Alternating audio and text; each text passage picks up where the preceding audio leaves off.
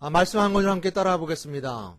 분을 내어도 죄를 짓지 말며 해가 지도록 분은 풀지 말라. 에베소서 4장 26절 말씀입니다. 오늘 말씀이 시작할 때 끝날 때까지 오늘 에베소서 4장 26절 말씀을 가슴에 품고 함께 말씀 나누도록 하겠습니다. 예수님이 무리를 보시고 산에 올라가 앉으셨습니다. 그리고 예수님의 제자들이 예수님 앞으로 나아가게 되죠.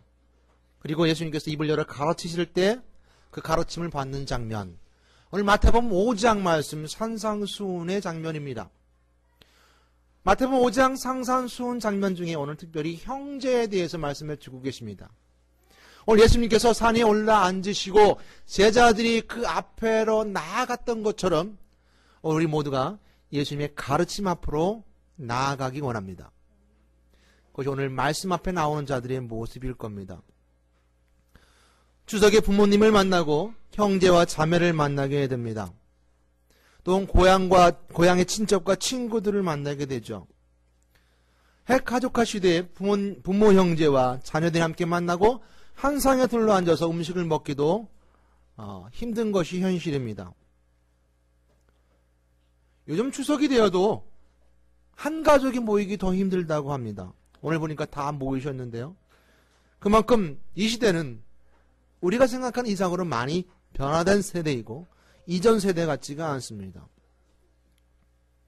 심지어는 부모님이 소천하시고 난 다음에는 형제자매가 더 모이지도 않습니다. 아니 심지어는 다투고 싸워서 더 멀어지는 것이 이 시대 우리의 모습이기도 합니다. 그러므로 오늘 예수님께서 형제에 대한 가르치심은 이 세상과 우리에게 대한 큰 교훈이 될 것이고 우리의 훌륭한 가르침이 될 것이라 믿습니다. 나의 가장 가까운 형제는 누구일까요? 바로 가족입니다. 내 가까운 이웃은 가족입니다. 그것을 꼭 인식하시길 바랍니다.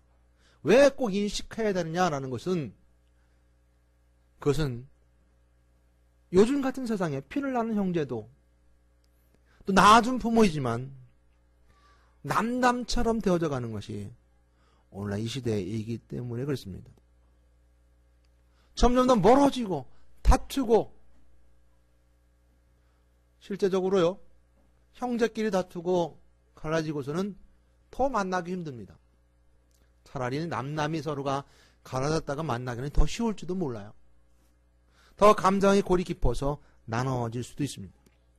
그러므로 오늘 예수님의 형제에 대한 가르침은 또 형제끼리 소통하는 관계 속에서 꼭 되어져야 될 우리 그리스도인의 본분으로서 오늘 선포되는 말씀이 우리가 꼭 필요한 말씀이고 또 꼭 가져야 될, 또 선포되어야 될 이유가 바로 이곳에 있게 됩니다.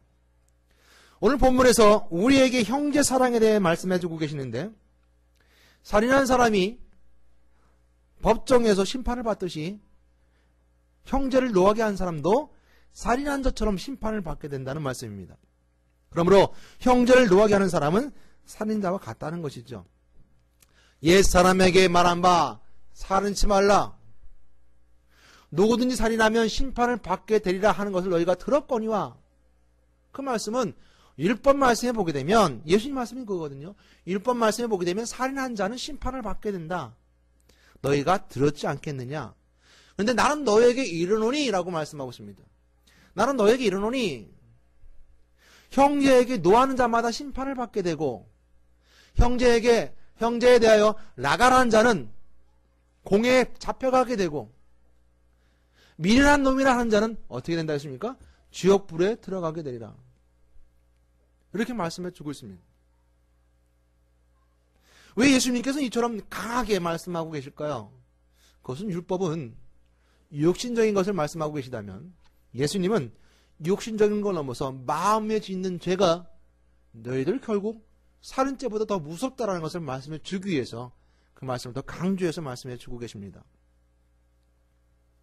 그래서 육신을 정죄하는 율법보다 더 무서운 것은 마음으로 짓는 죄며 영이 짓는 죄임을 가르쳐 주기 위함을 우리는 오늘 말씀을 통해서 알게 됩니다. 당시의 율법에 정통한 사람들, 바리새인들이었습니다. 큰 영향력을 지녔던 그들이었죠.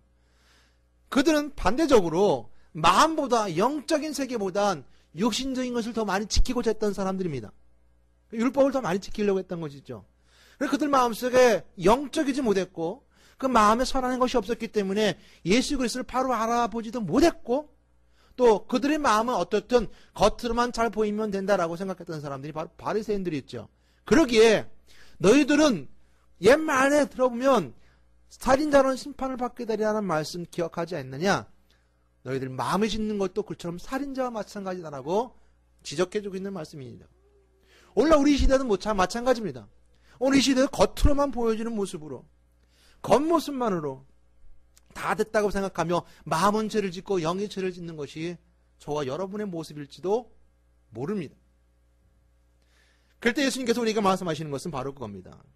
내 마음의 태도, 내 영적인 태도가 살인의 개념까지 더 확대될 수 있을 것이다라고 예수님은 말씀해 주고 있는 것이죠. 또한 노여움의 근본, 즉 노여움을 통해서 살인을 저지르는 살인의 근본이 바로 노여움이기 때문에 거기에 비추어 바로 노여움이 살인의 직접적인 동기가 되고 결국 그는 살인한 자와 마찬가지다라고 우리에게 말씀해 주고 있는 것이죠. 또한 노하여 남에게 굴욕적인 말이나 욕설을 퍼붓는 것은 스스로 그 마음의 죄악됨을 증명한 것이라는 뜻이기도 합니다. 그러므로 비록 살인하지는 않았다 할지라도 그 마음에 노여움이 있는 자는 살인한 자와 마찬가지로 멸망을 받을 수밖에 없는 것입니다. 오늘 22절 말씀 보게 되면 나는 너에게 이르노니 형제에게 노하는 자마다 심판을 받게 되고 형제에 대하여 라가라는 그랬습니다. 라가는 우리 하는 것처럼 히브리어의 욕설과 같은 겁니다. 욕하는 라가라는 레카라는 아람어에서 이렇게 유래된 말인데요. 텅 비었다. 텅 비었다라는 뜻이 있습니다. 무슨 얘기냐면 우리말 중에 그런 용어가 있죠. 저 개념 없는 사람. 개념 없는 사람. 개념 없다는 뜻이 무슨 말입니까? 사람 같지 않다는 뜻이죠. 그래서 막 심하게 욕할 때는 큰 짐승의 욕을 들어서 욕을 하죠. 제가 강대사니까 말씀 못 드리겠지만요. 그건 뭐죠? 그 사람 같지 않다는 건 개념이 없다는 거예요. 텅 비었다는 거예요. 짐승 같다는 거예요.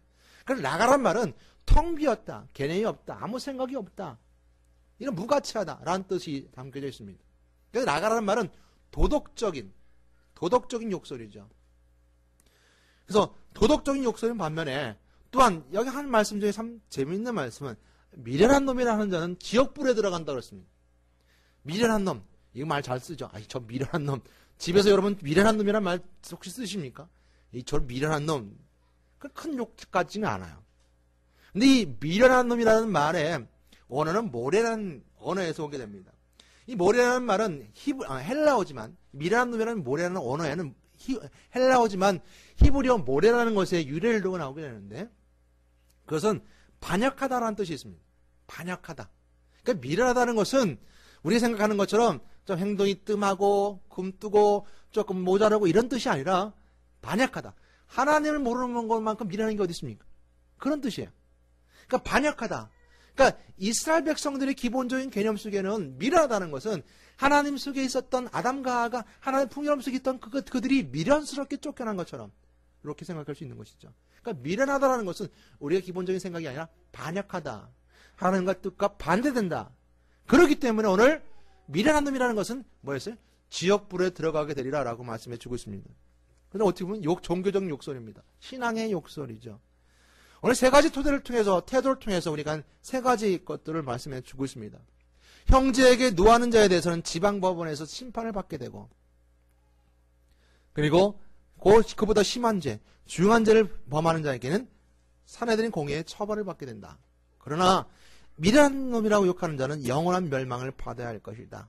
우리는 여기서 예수님께서 살인뿐만 아니라 마음속에 형제를 미워하는 마음을 가진 자 역시 살인을 행한 것과 동일한 심판을 받을 수밖에 없는 존재임을 밝히고자 하셨으며 우리가 먼저 주목해 보게 됩니다.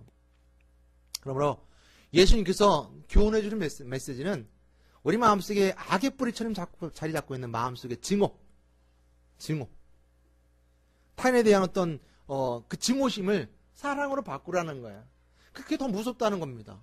겉으로 보이는 것보다 더 무서운 건 마음속의 증오가 더 무섭다는 거예요. 살인죄보다 더 무섭다는 말씀을 우리가 말씀해 주고 계시고 주님께서 우리가 말씀해 주신 메시지는 내 영의 악한 뿌리를 다 걷어버리고 사랑으로 바꿔버려라. 사랑을 바꿔보라 이것이죠. 육신에 저지른 죄는요, 심판받고 신령을 살고 나면 용서를 받습니다. 그러나 마음과 영이 저지른 죄는요, 지옥불에 있게 될 것입니다. 또한 그것은 공소시효도 없는 영원히 있게 되는 것입니다. 이곳은 종말에 있을 죄인에 대한 형벌이 주어질 지옥입니다. 그러니까 하나님과 반하는 건, 하나님과 반대되는 것은 지옥불에 들어가게 되는 영원히 주어질 지옥에 있는 자의 모습입니다. 그러니 내 영이 얼마나 중요한지 모릅니다. 내 마음이 얼마나 중요한지 모릅니다. 오늘 말씀의 메시지는 23절 말씀부터 같이 보도록 하겠습니다. 예물을 제단에 드리다가 이렇게 말씀하고 있습니다. 그러므로 했습니다. 그러므로 예물을 제단에 드리다가 거기서 내 형제에게 원망 들을 만한 일이 생각나거든 예물을 제단 앞에 두고 먼저 가서 형제와 화목하고 그 후에 와서 예물을 드리라 라고 말씀해 주고 있습니다. 여기서 예물은 어떤 예물을 드릴까요? 그러므로 그러니까 형제들에 대한 메시지 그리고 그 메시지 가운데 그러므로 예물을 제단에 드리려거든 해서 예물은 뭘까요? 예물은 바로 예수 그리스도 속죄 은혜입니다. 예물은 죄의 속죄를 위한 희생제물입니다. 제단은 성전뜰에 있는 본제단이죠. 여러분이 드리는 예물은 인간의 노동의 산물이 될 수 없습니다. 여러분이 드리는 헌금과 또 여러분들이 하는 봉사와 여러분들이 교회에 오는 모든 행위들은 예물이라 말할 수 있어요. 모든 것이 하나님께 드려지는 삶이기 때문이죠. 그러나 여러분들이 헌금을 인간의 노동의 산물, 내가 이만큼 일했으니까 이만큼 하나님께 드립니다라고 하는 것은 굉장히 인간적인 생각입니다. 그것은 어찌 보면 내 풍요로움을 채우기 위해서 투자하는 투자다와 같다라는 것이죠. 절대 잘못된 생각입니다. 예물은 곧 십자가의 은혜와 감사의 회복입니다. 헌금은 하나님이 주신 삶을 함께 드리는 것이죠. 예수 그리스도를 드리는 것입니다. 그러므로 우리 여러분들이 드리는 모든 예물, 그것에는 예수 그리스도가 계십니다. 예수 그리스도가 드려지게 될 때 가장 완벽한 예물이요, 가장 아름다운 예물이요, 예수 그리스도가 드려지게 될 때 가장 소중한 예물이 될 수 있는 것이죠. 그러기에 예물을 제단에 드리려다가 나는 말씀 속에 내 형제의 원망들을 말하는 일이 생각나거든 것이 메시지가 맞아지게 되는 겁니다. 예수 그리스도로 드리는 것이기 때문에 예수 그리스도 생각하면 어떻겠습니까? 나를 위해 십자가 죽으신 예수 그리스도, 많은 유대인들이 예수님의 십자가에 못 박혀 계실 때 돌을 들어 저 죽이라 했던 그들을 용서하셨던 그 예수 그리스도의 은혜, 그걸 생각하면 돌아갈 수가 있는 거예요. 근데 인간이 드린 예물로, 사람이 드린 예물로 생각하면 용서가 안 되는 거예요. 내가 차라리 안 드리고 말지, 내가 차라리 없는 게 낫지. 인간적인 것을 드리는 것들은 완벽할 수가 없습니다. 예수 그리스도가 되어지게 될 때 완벽하게 되는 거예요. 로마서 12장 1절 말씀, 마지막 말씀드리겠지만 그 말씀하고 있지 않습니까? 그러면 형제들아, 내가 하나님의 모든 자비함으로 너희를 권하니 너희 몸을 하나님이 기뻐하시는 거룩한 산제물로 드리라. 이것이 너희 드릴 영적 예배니라. 산제물, 생명이 있는 제물. 우리는 생명이 없어요. 생명은 예수 그리스도에게 있는 거예요. 우리 호흡하는 영혼은요, 언젠가 끊어지면 그만입니다. 살아있는 제물, 생명이 있는 제물, 예수 그리스도, 어린 양의 볼에 피로 드린 제물이 있을 때 생명이 있는 거예요. 성만찬회 속에는 예수 그리스도 생명이 있는 것이에요. 우리가 아는 자들이 함께 기념하는 거예요. 여러분 마음속에 예수 그리스도에 대한 생명이 있는 거예요. 그 생명으로 드리는 거예요. 여러분 속에는 예수 그리스도를 드려지는 게 되는 겁니다. 그러므로 예물을 제단에 드린다는 것은 예물 대신 곧 그리스도를 드린다는 것이고, 그 일은 그래야지 내 죄를 용서받을 수 있고 속죄되기 때문입니다. 그 드린 예물을 통해서 용서받을 수 있는 거예요. 우리 교회 와서 예물 드리고 헌금하고 봉사하고 모든 맡은 거, 오는 모든 행위들을 쓰기에는 예수 그리스도가 계심을 통해 내 죄가 용서받을 수 있는 거예요. 그것이 예수 그리스도가 되어질 때요.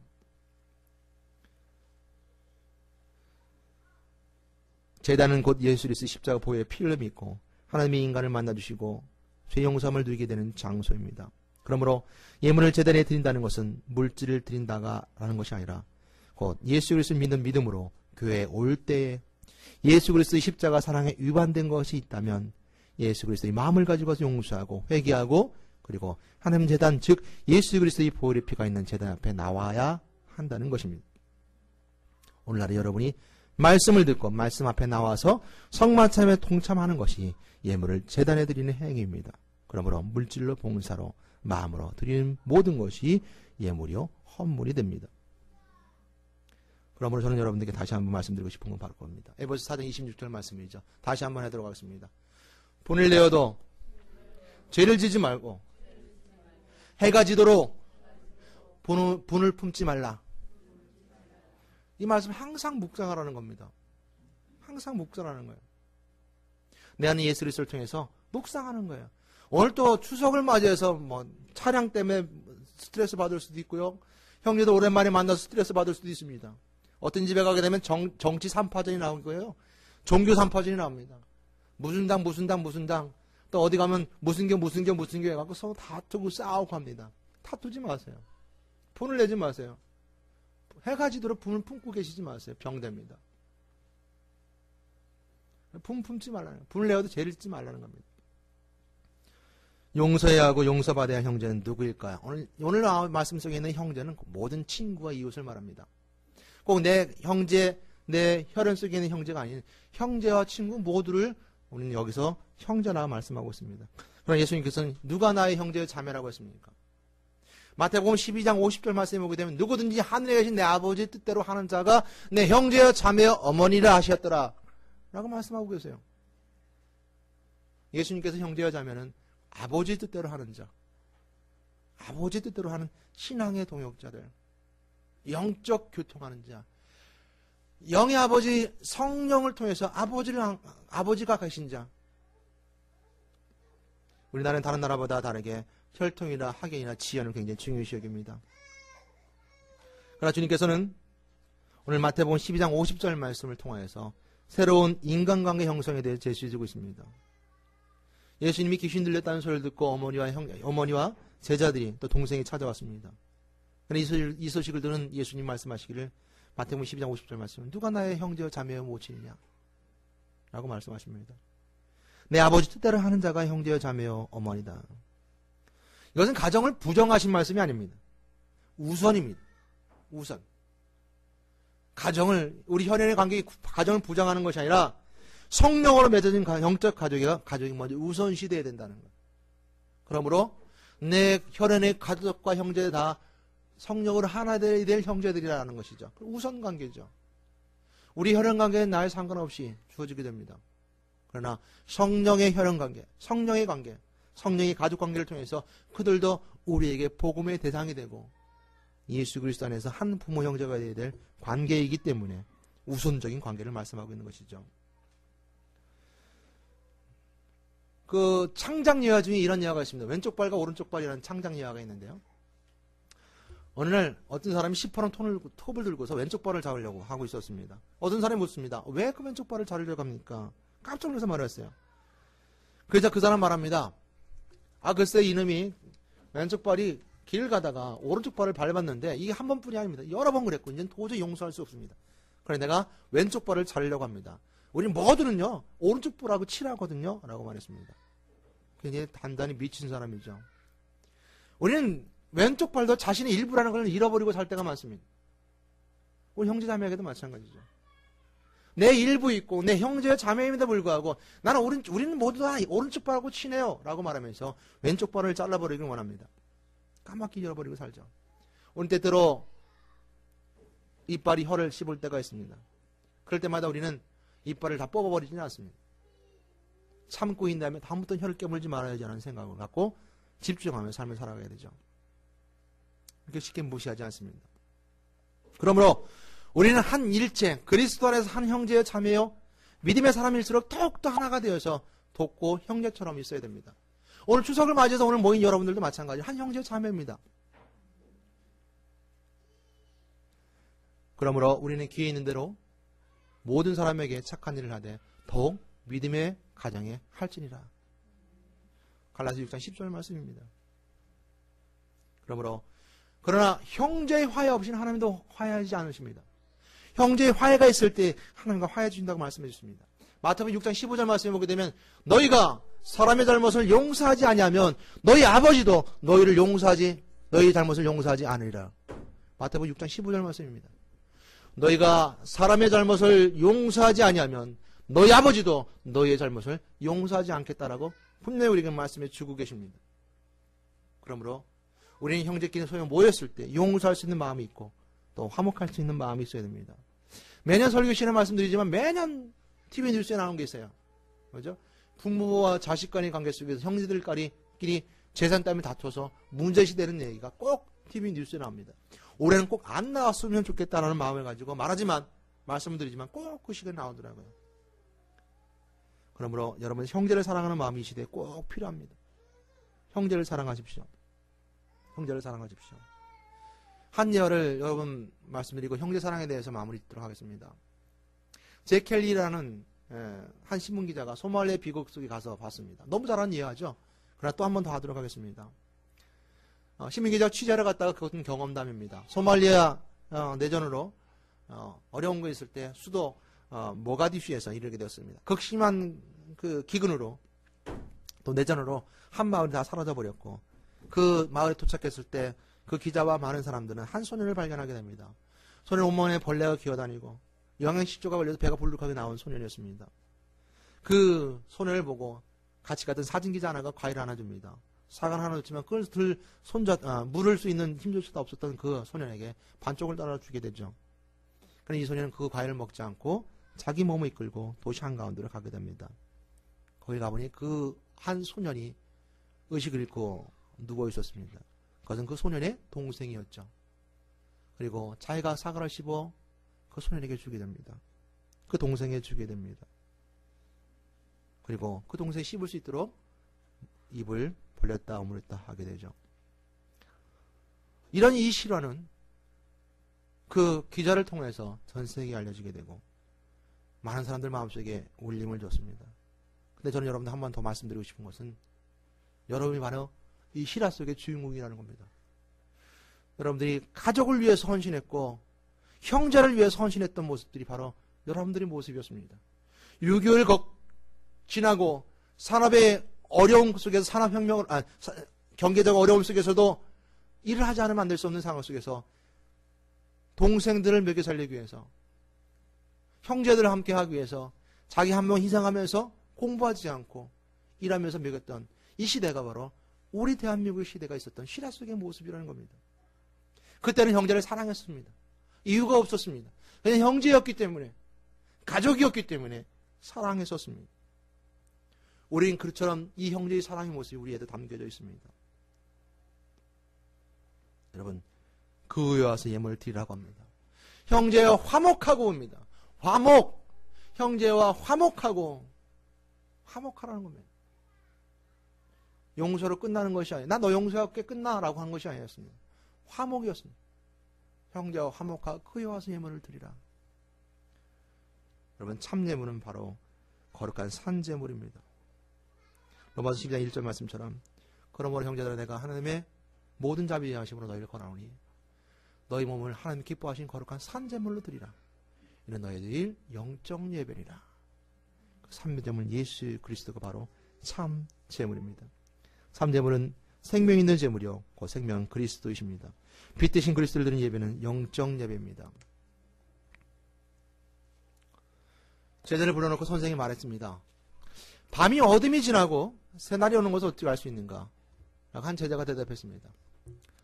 온 세상이 밝아오는 것을 보면 새날이 온 것을 알 수 있죠. 그래서 해가 뜨면 새날이 온 걸 알 수 있죠. 그러니까 선생님이 말합니다. 아니다. 한 제자가 말합니다. 창문을 열고 세상을 바라보고 나무가 보이고 꽃이 보이고 새들이 날아다니는 걸 보면 새날이 밝았던 걸 알 수 있겠죠. 스승은 고개를 줬습니다. 많은 제자들이 막 대답했죠. 그러나 이 선생은 이렇게 말했습니다. 제자들이 묻습니다. 그러면 선생님은 밤에 어둠이 가고 새날이 오는 것을 어떻게 아십니까? 그러자 선생님이 이렇게 대답합니다. 너희가 눈을 뜨고 주위를 둘러보았을 때 지나다니는 모든 사람이 형제로 보이면 그때 비로소 새날이 밝아온 것이다. 새날은 아침이 옴으로써 시작되는 것이 아니라 우리가 이웃을 형제로 보고 그들을 사랑하러 대할 때 비로소 시작된다 라고 말했습니다. 여러분이 거룩한 산재물 되신 그리스도를 통해서 세상에 달리 보이는 것이 변하고 새로운 시작입니다. 오늘 우리가 예수 그리스도를 믿었다는 것은 내 옆에 있는 형제가 새롭게 보이는 거야.